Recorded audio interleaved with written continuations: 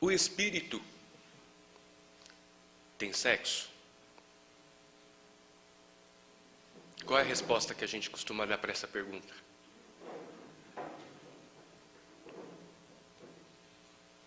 Alguém daria uma resposta diferente?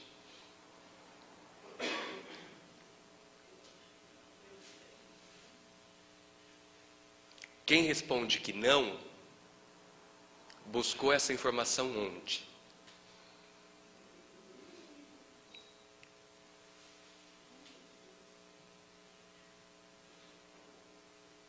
Questão 200 do Livro dos Espíritos. Os espíritos têm sexo? Ou, dependendo da tradução, os espíritos têm sexos? Resposta: não como entendeis, vírgula. Não como entendeis é a mesma coisa que não?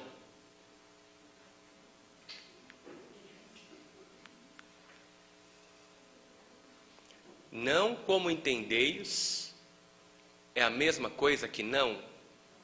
E acabou o assunto? Ou não como entendeis é semelhante a tem de outra forma?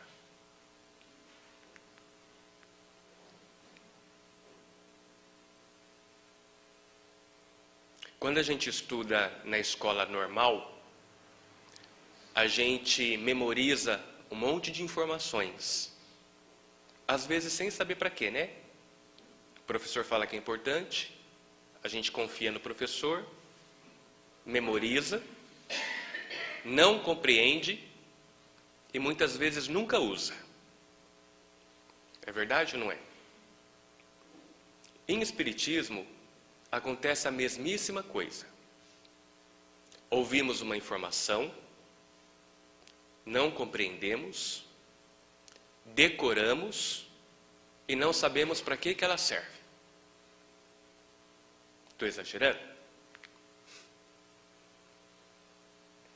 Então, neste assunto, como em muitos outros de doutrina espírita, olha que de doutrina espírita é extensa a bibliografia. Nós costumamos vender o peixe conforme nós compramos. Todo mundo conhece aquele ditado, né? Olha, estou te vendendo peixe conforme eu comprei. Isso significa que eu não garanto a procedência do produto. Então, muitas pessoas, quando vendem o peixe de que o espírito não tem sexo, é aquela pergunta que eu fiz. Aonde que foi buscada essa informação?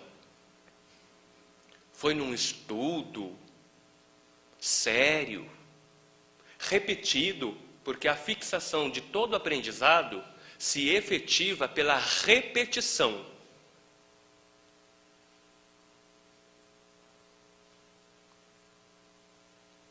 Quem foi que aprendeu a fazer o arroz na primeira vez? Na primeira tentativa, até acertar o ponto. Teve que repetir? Ok. Se fazer o arroz, depois que se aprende, parece a coisa mais fácil do mundo, precisou de repetição, imagina os assuntos da consciência, que é invisível, impalpável, e varia de grau evolutivo para grau evolutivo, percebe? Então voltamos à questão 200 do Livro dos Espíritos. Os espíritos têm sexo? Não como entendeis, vírgula. Aí o espírito vai responder duas coisas diferentes para uma pergunta, dado o tamanho do assunto que Kardec quis saber com a questão que fez. Aí os espíritos continuam. Porque os sexos dependem da constituição física. Do que o espírito estava falando? Porque os sexos dependem da constituição física. Então o espírito estava falando de órgão sexual. Então o espírito não apresenta pênis nem vagina, porque pênis e vagina são equipamentos do corpo físico. A resposta seria idêntica se Kardec houvesse perguntado: os espíritos têm cérebro? Os espíritos têm coração? Os espíritos têm olhos? Vê se encaixa. Não como entendeis. Ora, dado que o cérebro é um equipamento fisiológico do corpo, e depois que o corpo morre e o espírito é liberto, o corpo volta ao pó, o cérebro volta ao pó, o coração e o sexo do indivíduo. Dado que o espírito liberto do corpo não possui mais o cérebro com neurônios, não é? A massa cinzenta, ele deixa de pensar. Mas não tem cérebro. Mas pensa. De que forma? Sem cérebro. O espírito enxerga.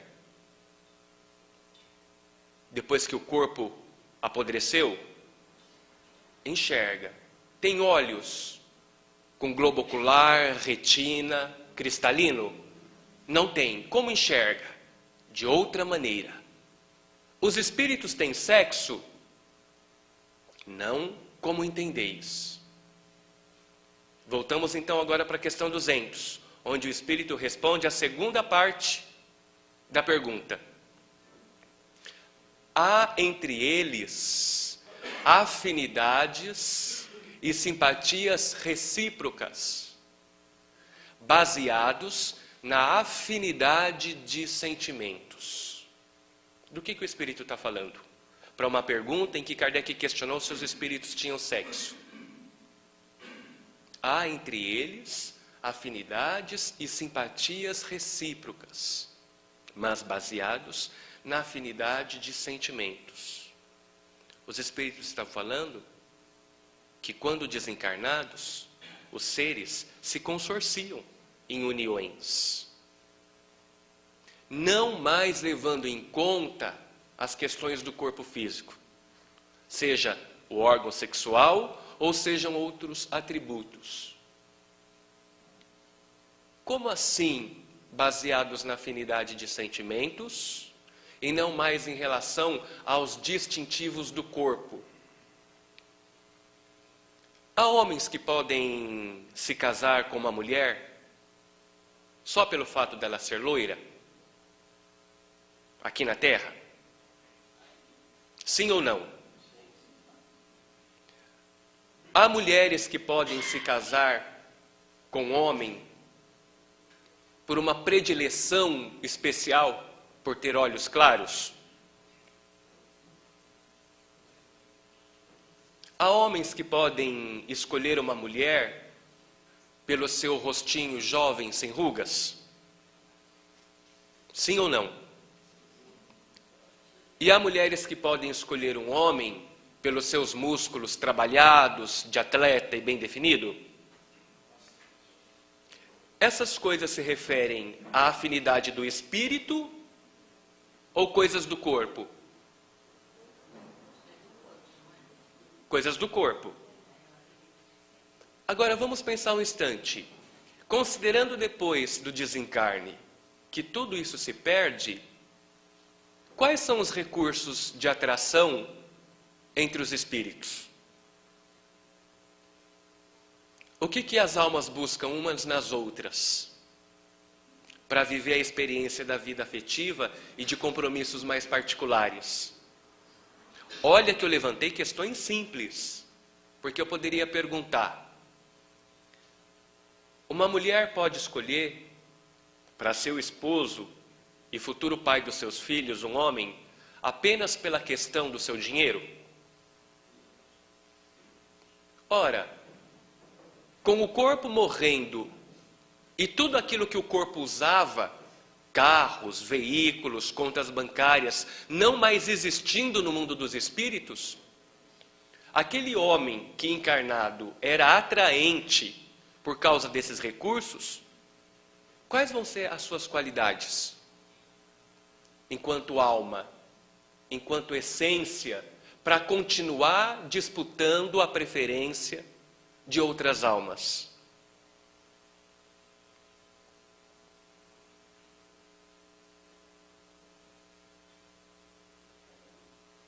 É o tesouro que cada um tem na consciência e no coração. Então, dá para perceber em que papos de aranha, milhares e milhares de almas ao desencarnar e que conseguiram de alguma sorte constituir relações, bem ou mal, baseado em tudo que a matéria pode oferecer de ilusão e de atrativo.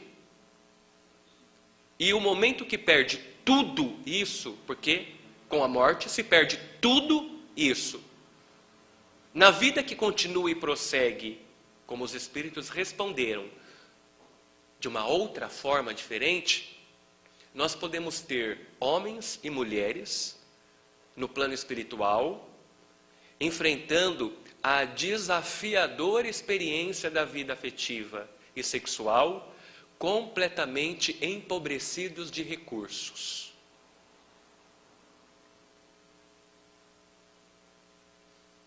Qual é o motivo que levam homens e mulheres, principalmente as mulheres, a perseguirem de maneira às vezes até paranoica a magreza?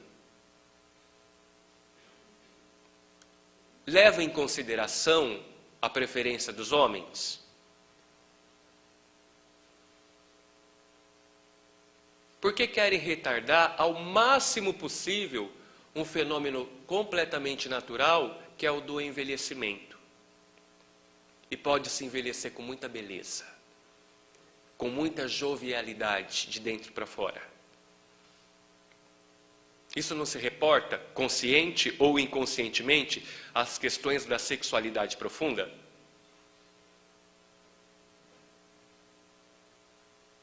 Quando um homem, sobretudo jovem, mas também muitos já comprometidos, querem uma boa condição econômica, ou querem um carro potente, isso de maneira mais direta ou indireta, não vige impressionar o sexo oposto?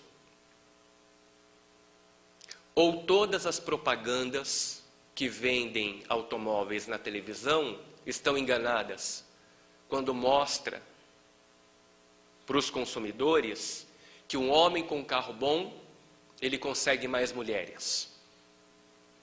Isso é uma fantasia ou tem relação na vida real? O homem fica mais homem, olha que engraçado, quando a gente para pensar.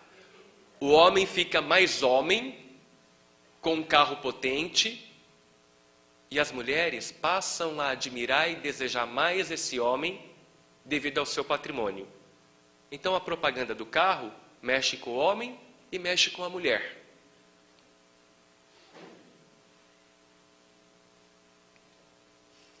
Kardec perguntou para os espíritos. Os espíritos, além da simpatia oriunda da afinidade de sentimentos que possam experimentar, se devotam entre si afeições particulares?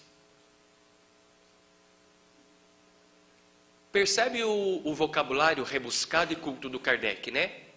Kardec quis saber, trocando em miúdos, além da fraternidade universal entre almas cristãs, os espíritos namoram? O que vocês acham? Os espíritos responderam: sim, tanto como entre vós. Sim, tanto quanto entre vós. Mas, no mundo espiritual, as relações são mais duradouras. Duradouro e eterno é a mesma coisa? Ok. Então, se no plano espiritual as relações não são eternas, elas são duradouras, que dirá aqui? E a gente quer que seja, não é? Mas, no plano espiritual, as relações são mais duradouras porque não estão mais suscetíveis às ilusões da matéria. O que é a ilusão da matéria? É se apaixonar por uma beleza física e casar e ter filhos, sem levar em consideração nada o coração. Para pensar, vocês acham que é possível um homem e uma mulher precipitadamente adquirir um casamento, ter filhos e formar uma família, sem que isso tenha levado em conta os assuntos do coração e um planejamento reencarnatório? Ou vocês acham que é tudo detalhadamente predestinado?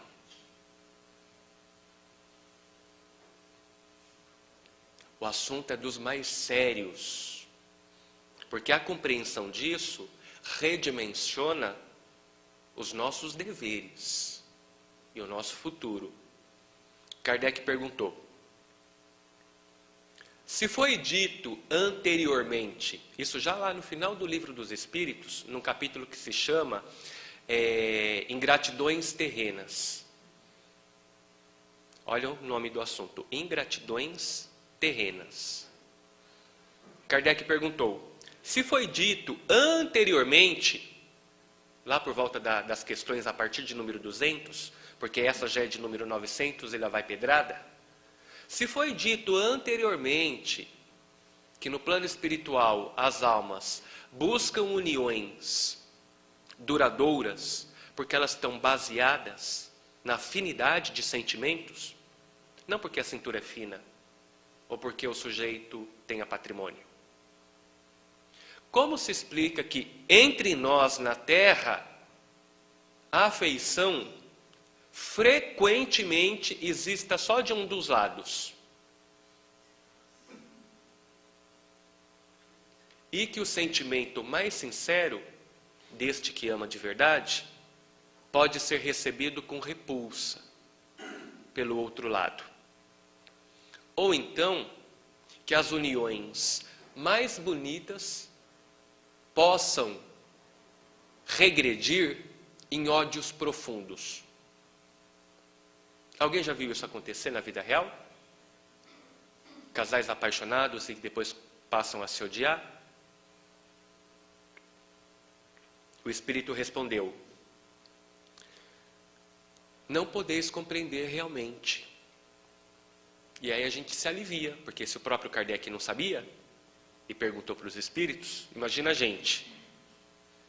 O Espírito responde: não podeis compreender realmente, pois se trata de uma expiação passageira. Então ele está falando das infelicidades conjugais. Então uma infelicidade conjugal é uma expiação passageira. Conceito, vamos relembrar o conceito de expiação. É encarar a consequência dolorida de uma escolha mal feita. Nossa, mas eu poderia ter feito escolha então bem feita nos assuntos do matrimônio, dos compromissos afetivos? Não foi uma mão invisível e poderosa que fez eu me casar com ele ou com ela, e tinha que ser assim? Vamos voltar para o que os Espíritos responderam para Kardec. Não podeis compreender realmente, pois se trata de uma expiação passageira. Então nessa resposta, nessa primeira parte da resposta, o Espírito bate e assopra. Ele bate quando ele fala, é uma expiação. Ora, expiação, na ótica espírita, é um sofrimento justo de uma escolha anterior equivocada. E assopra quando ele fala passageira, passa. Ele continua a explicação. Por que se trata de uma expiação? já sabeis, ele fala para o Kardec, já sabeis que no vosso mundo, não no mundo dos espíritos, aqui, existem duas espécies de afeições. A do corpo e a da alma. A do corpo é sempre, não há exceção, é sempre breve e passageira. Por isso, quando a ilusão se apaga, aqueles que se acreditavam amar com verdadeiro amor se distanciam ou acabam se odiando. Porque realmente é quase insuportável ter de conviver com quem não se tem afinidade alguma. Já as uniões baseadas na afinidade da alma, quando são sinceras, são duradouras. Kardec faz a outra questão. Ora, mas nestes casos, quase sempre não há uma vítima inocente? E não será para ela uma fonte de desgostos em ser abandonada pelo objeto do seu amor? O Espírito responde: sim, é tanto amarga quanto envenena toda uma existência. Mas ainda aí sois vítimas dos vossos próprios preconceitos. Por acaso realmente acreditais que apraz a Deus que convivam toda uma vida com alguém que vos desagrada? Deveis reformar as vossas leis. Ou seja, em 1857 não existia divórcio, né? Então as pessoas eram obrigadas a conviver. Então, quando buscais nesses casamentos de aparência, né? Palavra minha, e sem afinidades, buscais sempre a satisfação dos vossos interesses materiais e que não levaram em consideração os assuntos do coração. Então sofreis justamente. Quanto àquele que sofre injustamente, na situação em que Kardec falou de uma pessoa que ama e a outra que a usa, o sofrimento daquela será de responsabilidade de quem lhe fez sofrer. E a sua existência amargurada será minimizada se tiver fé na bondade de Deus e confiança no futuro melhor. Sabe aquela confiança de que toda dor e todo sofrimento que eu não merecia, que foi me infligido pelos homens, o Senhor, na sua justiça, encontrará régia maneira de recompensar? Para toda consciência tranquila.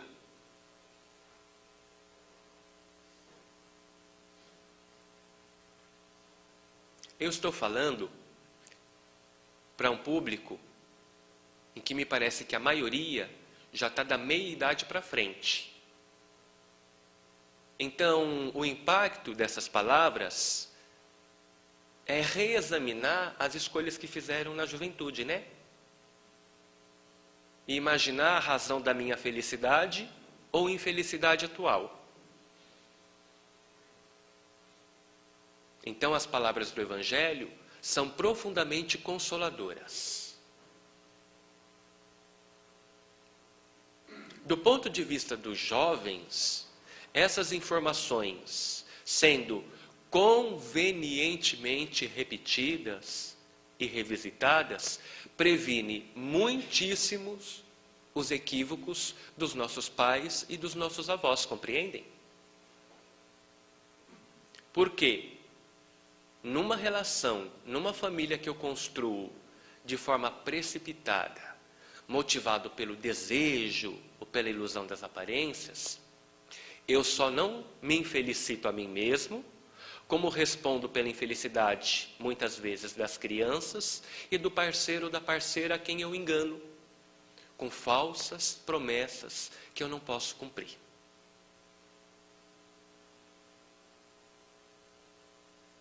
Não é sério? Por que o nome da palestra é Sexo, Vida e Destino? Porque ela é fundamentada, principalmente, além do Livro dos Espíritos em que estamos citando desde o início, em duas obras do Chico Xavier. O livro Vida e Sexo, do Espírito Emmanuel, Vida e Sexo, que eu considero o melhor de todos os livros de sexualidade da bibliografia espírita, e um outro do André Luiz, que é Sexo e Destino. Lembra quando fizemos a comparação? O espírito tem sexo? Não como entendeis? E se a pergunta fosse feita, o espírito tem cérebro ou tem coração? A resposta seria idêntica. Porque o espírito, não tendo órgão algum do corpo físico, ele conserva todas as faculdades. Aliás, é no perispírito, a roupa do espírito, que está as matrizes de todos os órgãos. Todo mundo já tem essa informação, não tem? Previamente?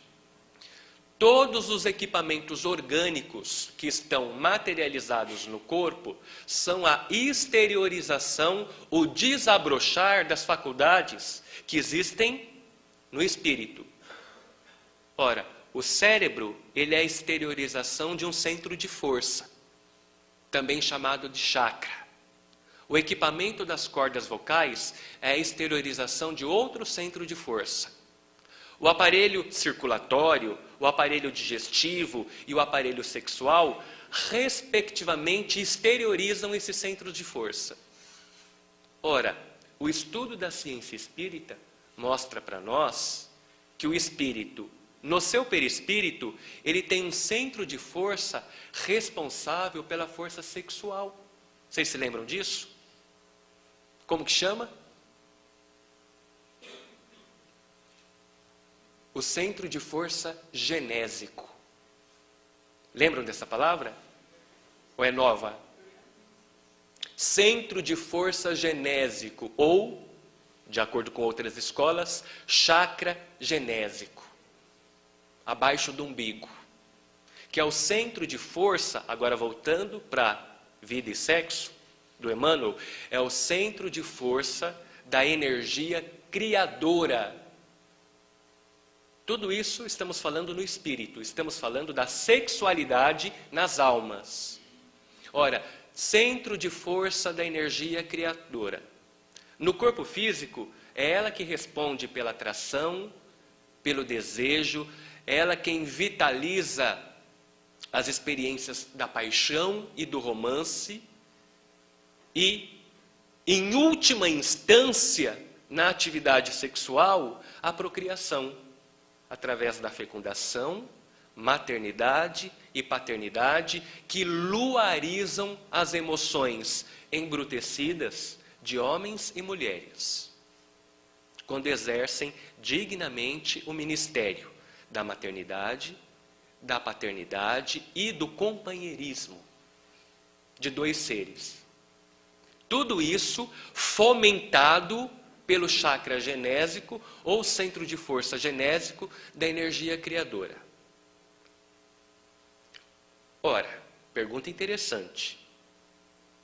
Qual é a função desse centro de força genésico nos espíritos desencarnados, que não tendo corpos de carne para o ato sexual e para a reprodução, qual é a sua função? Pergunta séria, para a gente não decorar a informação espírita e compreender. A função do sexo, agora falando de atividade sexual, de desejo. A atividade do sexo, ela tem como finalidade única a reprodução? Sim ou não?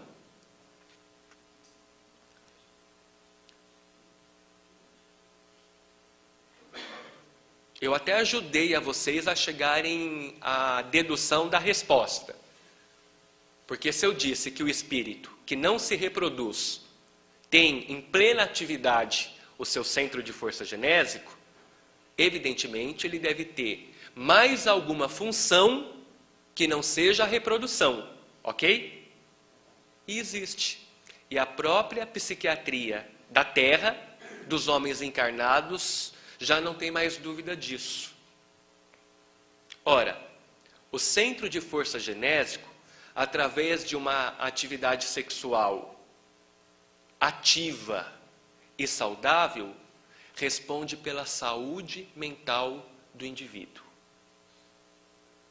Emmanuel vai dizer, olha como é sério que o Espiritismo traz sobre sexualidade e está a par e passo com a ciência moderna. Emmanuel vai dizer que são as energias criadoras oriundas do centro de força genésico, que é a bateria é a palavra minha, ele usa a palavra fonte potencial. É a bateria do otimismo, da disposição e da euforia de viver. Motivação, garra, coragem, enxergar a vida de uma maneira colorida. Isso faz sentido para vocês? Tragam isso para a sua vida pessoal, porque aqui somos homens e mulheres, nas suas mais diversas experiências da sexualidade, e pode confirmar ou negar essa teoria. Uma vida sexual ativa e saudável nos torna mais alegres? Mais felizes? Mesmo que tenha problema de dinheiro? Mesmo que tenha pouco feijão na panela? Agora, com dinheiro, com roupa nova, com muito feijão na panela, sem amar e sem ser amado, inclusive nesse detalhe da particularidade da vida sexual, isso pesa ou não pesa? Então, junto com a ciência, nós vamos encontrar os espíritos de Emmanuel e de André Luiz postulando que a circulação mental da vida sexual é muito importante para a saúde mental. Seria por isso que o povo, na sua expressão um pouco mais chula e popular, mais verdadeira, costuma apontar numa pessoa extremamente ranziza e amargurada a falta dessa experiência?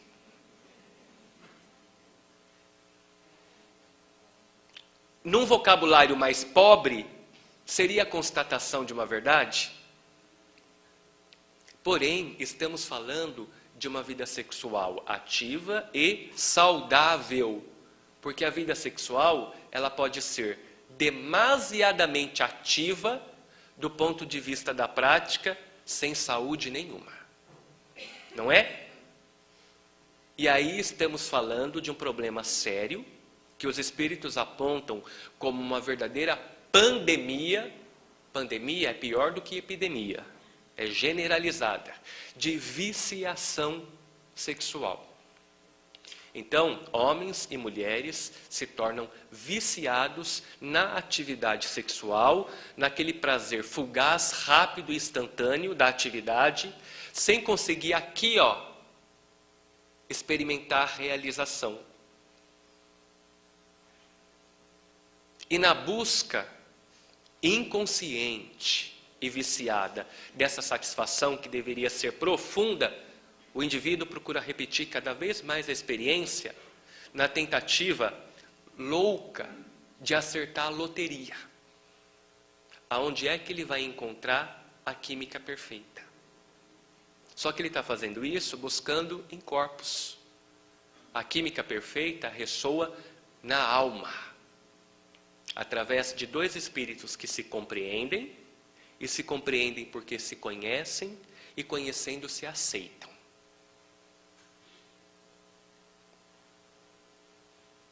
Percebe então como tema ele assume uma relevância ainda maior para os jovens que estão rascunhando o seu futuro na condição do próximo e futuro companheiro, companheira e os filhos que haverão de vir. Emmanuel diz que quando os noticiários sensacionalistas enxameiam os nossos olhos e ouvidos de informações preocupantes sobre a vida sexual das pessoas, ele afirma que o problema de hoje não é pior do que o de ontem. Há pessoas mais conservadoras que poderiam dizer, eu discordo. Mas com todo respeito, entre a opinião do guia do médium Chico Xavier e desse respeitável senhor e senhora, eu fico com a opinião do espírito, com todo respeito. E ali ele argumenta, hoje está expostos sobre a mesa o que antes era escondido. Existe um livro que se chama, é o terceiro que eu vou citar, né? Sexo e Obsessão, já pelo outro médium, o Divaldo, e por outro espírito, o Manuel Filomeno de Miranda, que diz que no período da era vitoriana, em que a rainha Vitória na Inglaterra influenciou todo o Ocidente, olha que curioso, foi um período em que todas as ciências estavam progredindo, estavam se libertando de tabus, de preconceitos e da autoridade ditatorial dos papas. Todas as ciências progrediam, mas em assunto de moral, de educação íntima do ser, permaneceu atrasado, porque foi profundamente marcada pela posição da rainha Vitória em todo o mundo ocidental, em que tudo que era feio e inadequado deveria ser escondido, não educado, não transformado, não melhorado. Aí o espírito Manuel Filomeno de Miranda, no livro Sexo e Obsessão, ele diz o seguinte: na era moderna, em que a maioria das sociedades conquistam com ou sem lutas a democracia, as liberdades, uma maior forma de expressão, veio à tona aquilo que estava sujo embaixo do tapete. Então, tudo que se vivia escondido, hoje se vive às claras, chocando a opinião pública. Só que o Espírito chama atenção. Ele diz que enquanto estava dentro das gavetas ou embaixo do tapete, escondido, não tinha como ser educado. Nada se melhora ou evolui debaixo do tapete. É sempre necessário ser colocado o problema às claras, para ele ser conhecido, para ele ser assumido e se pesquisar as terapias de reeducação, que é o momento que a gente passa a viver na era atual. Aí, voltando para o Vida e Sexo, com Emmanuel, ele fala: em nenhum momento no presente estamos à beira de um abismo. Como já existe aqui no plano espiritual, se aproxima o período em que na Terra haverão instituições de ensino dedicado à criança e aos jovens para a formação e o exercício digno da própria sexualidade, instrumentalizando-os para os deveres desafiadores do companheirismo, da paternidade e da maternidade. Porque o Espírito diz que hoje na Terra não existe nenhuma instituição que se ocupa com isso.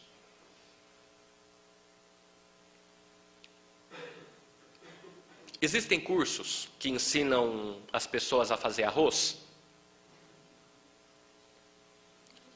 Hoje já existe? Existe curso de culinária?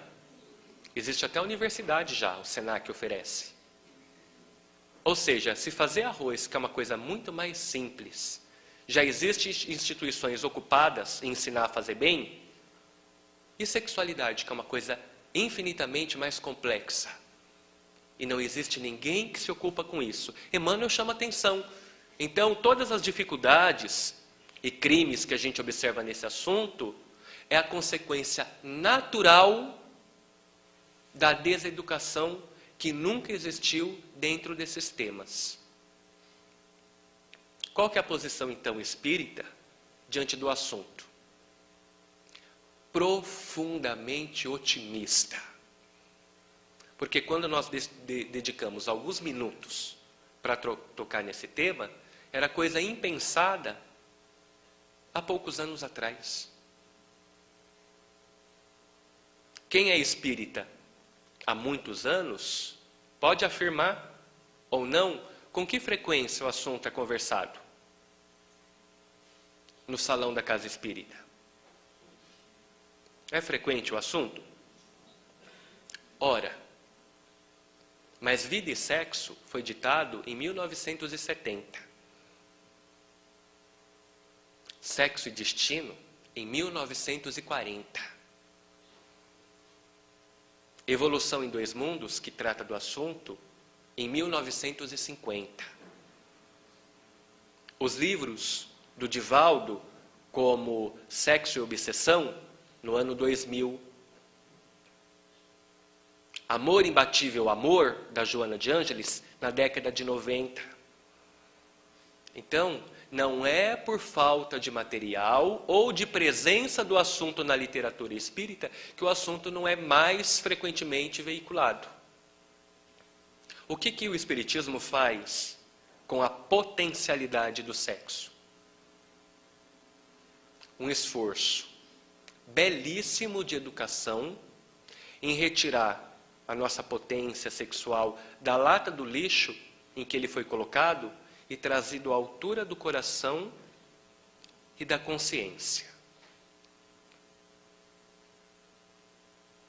Eu acho que algumas pessoas já viram em apresentações, na internet ou na televisão, o vídeo do Chico Xavier no programa Pinga Fogo, na década de 60 e 70.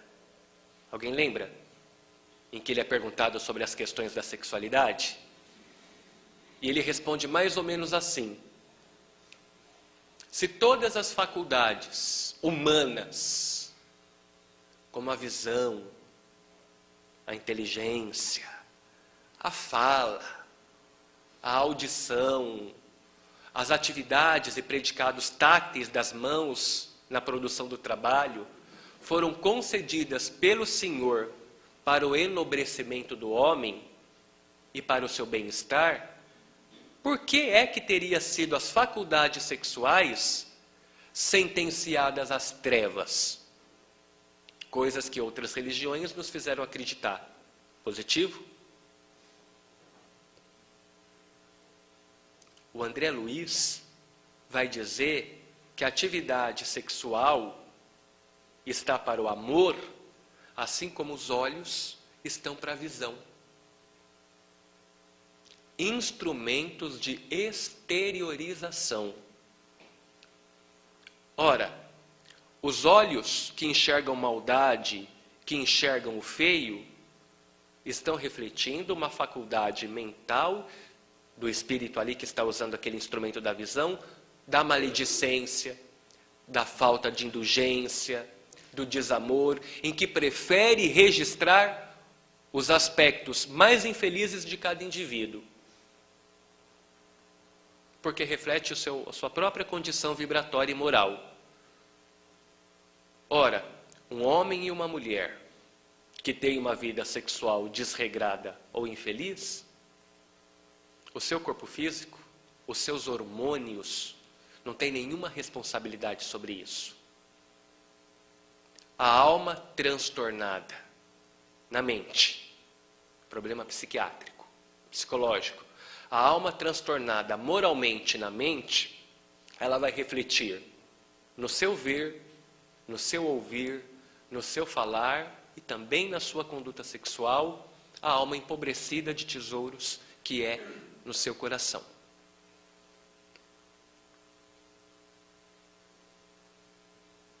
Por que o aspecto de destino no tema da nossa palestra.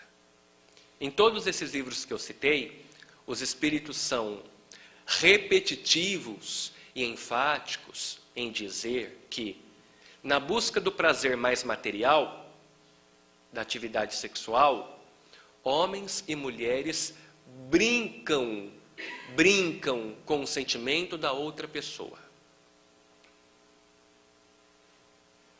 Nós mentimos, fazemos falsas promessas, trabalhamos a nosso favor com as carências e com os sonhos das outras pessoas. E Emmanuel, em Vida e Sexo, ele vai dizer que isso é profundamente sério. Em palavras do Joelson agora, é como se cada uma dessas pessoas dissesse: dá uma porrada na minha cara, mas não brinca com meu coração. Isso dói muito mais. O trauma é mais duradouro. E as sequelas, às vezes, irreversíveis. Diante da lei da justiça, quando eu sou a pedra de tropeço nos assuntos do sexo e do sentimento na vida de outra pessoa, quando eu fui a pedra de tropeço na vida dela, eu passo a ser responsável diante da lei pelo sofrimento do outro até que ele se recupere. Ou seja, se alguém desenvolveu o alcoolismo ou outro vício, ou se tornou uma pessoa profundamente amarga e descrente do amor, graças ao péssimo incentivo que eu dei para ela, por eu ter sido um acidente desastroso nos assuntos do seu coração, a lei de justiça me vincula a reparar, a soerguê-la até o ponto em que ela esteja novamente bem no mesmo ponto em que eu a encontrei no meu caminho. Faz sentido isso? Considerando que muitas pessoas não têm nenhuma consciência dessa realidade, das repercussões futuras, na própria existência, ou mesmo tomando consciência agora, não dispõe de mais tempo, ora, a doutrina vem novamente confortadora dizer: existe uma próxima oportunidade para que o mal feito de ontem seja reparado. Só que às vezes não é uma regra. Às vezes isso não pode ser feito sem expiação. O que é expiação? É haver de passar por um sofrimento que é consequência, não é castigo. Ele é simplesmente uma consequência natural de uma escolha mal feita anterior. E como é que se desenha a expiação num caso como esse? Um ser que causou prejuízos na vida afetiva de outro ser, nos assuntos do sentimento e da vida sexual, e não conseguiu reparar, ou seja, devolver novamente o bem-estar, devolver novamente a autoestima, a segurança e a confiança, ele pode retornar como nossos filhos. E aí ressuma na consciência, tanto do pai quanto dos filhos, aquela falta de confiança instintiva que um tem pelo outro de maneira inexplicável. Percebem? Esse pai vai ter mais trabalho de educar esse filho. E isso faz o coração desse pai ou dessa mãe sofrer. Percebe onde está a expiação? Só que esse sofrimento é inevitável, porque a falta de confiança que o filho e a filha têm nos pais foi construída por aqueles pais. Então é quando, na presente existência, ele tem oportunidade, pela experiência do amor, da educação, de reconquistar uma confiança que ele prejudicou no ontem. Não é preferível nós, que estamos em tempo de rascunhar uma existência futura menos dolorida para a gente?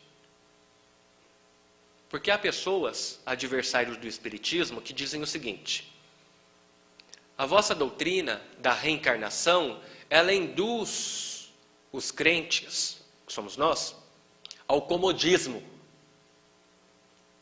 Porque eles dizem o seguinte: se eu enfiar o pé na jaca nessa, na outra eu posso fazer melhor. Alguém vem aqui por esse lado?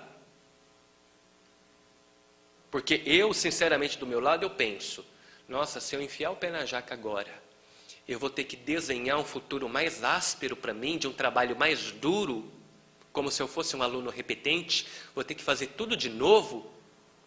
Não, eu preferia melhor, preferia um futuro melhor. Eu preferia constituir no futuro laços de família com pessoas que confiam em mim, que me amam de verdade, que gostam de mim. Ora, para que eu possa fazer um projeto futuro de uma vida feliz com pessoas que me amam, que me respeitam e que confiam, eu tenho que olhar para hoje e ver se o que eu estou construindo em minha volta são laços de amor, de respeito e de confiança, percebe? Ora, o futuro é a sementeira do hoje.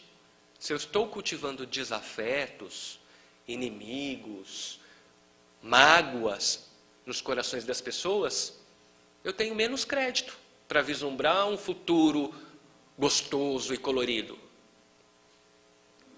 Então, diferente do que dizem os adversários do Espiritismo, a crença na reencarnação, ela nos dá muito mais responsabilidade nas coisas que fazemos no hoje.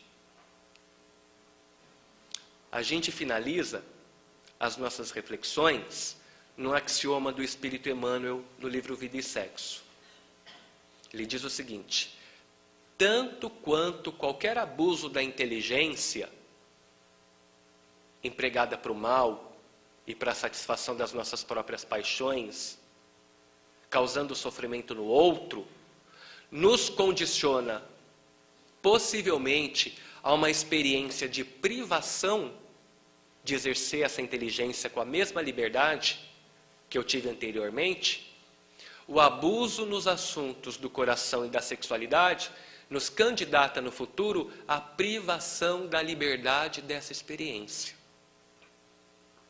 E aí ele diz: é por isso que na atualidade existem muitos encarcerados sem grades aparentes, deambulando pela existência naquela angústia de amar sem serem amados. Por quê? Todo mundo já apreende a razão, não é? Esse instrumento na sua mão foi motivo de dor e perdição para ti e para o outro. Não se agrava mais não. Suspende ela temporariamente, lembra a expiação passageira? Suspende ela temporariamente até que você esteja em melhores condições para manusear esse instrumento. Porque em todos os assuntos da vida, cada um há de recolher na própria alma daquilo que ofertou para o outro. Valeu, pessoal? Agradeço o carinho e a atenção de vocês. Tudo isso que nós falamos é apenas uma degustação, né? Uma colherzinha de chá do que está em Vida e Sexo, Sexo e Destino e Sexo e Obsessão. Um final de semana bastante proveitoso para todos nós. Bom dia.